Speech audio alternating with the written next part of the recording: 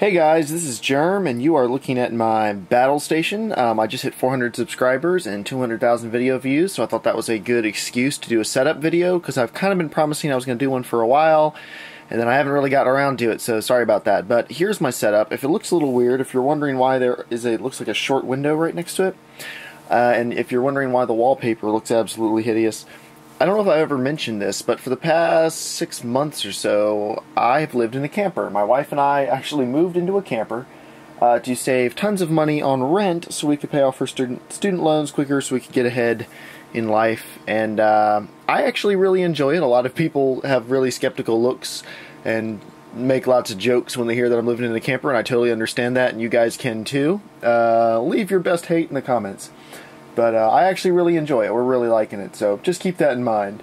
And let's take a look at my setup. First up is my keyboard. This is an IBM old mechanical keyboard I actually found in a thrift store for like $2. It was $2, $3, something like that. And here it's nice and clicky. The only times I've ever seen them on eBay, they go for well over 100. So I definitely lucked out there. Now this is a very old keyboard.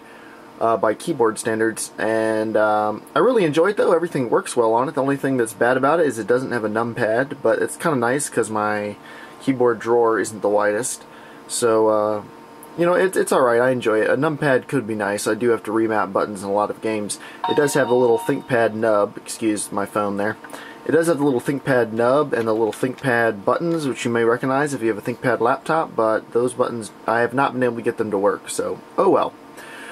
This is my mouse. This is a Microsoft Sidewinder, and it is one of the older ones. They used to have adjustable weight trays, which this has. It's got a weight tray you can pop out. You can swap the feet out to ones that glide differently depending on your preference.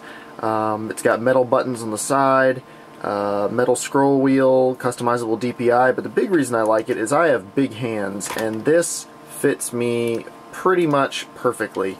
I've tried the Logitech G500, the G5 or G9, all the other, you know, the best well-known mice that are supposed to be the elite gaming mice, and I really can't stand any of them. I haven't really tried Razer's mice, but other than that, I've tried pretty much all of them. The only one I've ever liked is the Microsoft Sidewinder. Only bad thing about it is they don't make Sidewinder products anymore, so when this dies, I'm already on my second one. I'm going to have to try to find them on eBay or something like that. But I really do love that mouse. If you have big hands and you have a hard time finding a mouse that fits them well, I highly recommend looking at that one.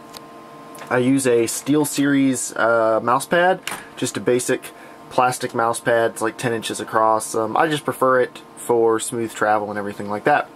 Up here are two 22-inch monitors. I used to use a 27, but I'm actually using that as a television now. So I'm using two 22s. They're both 1680 by 1050. They've got pretty good resolution.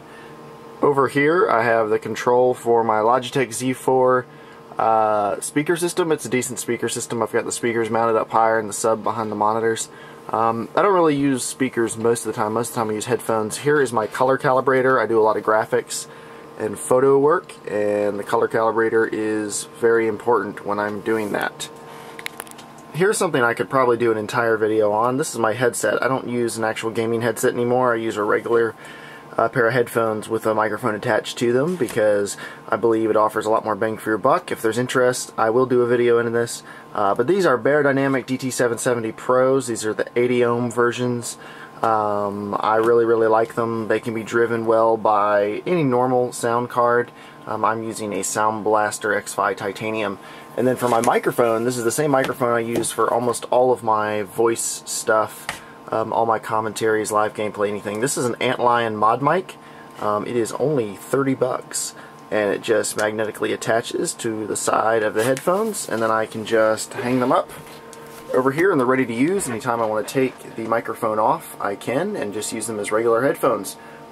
But most of the time I just leave the microphone on. Over here I have water, because I drink a lot of water when I game, so I like to have at least 2 bottles next to me. But in a marathon session I can easily burn through those. And then let me slide in my keyboard drawer.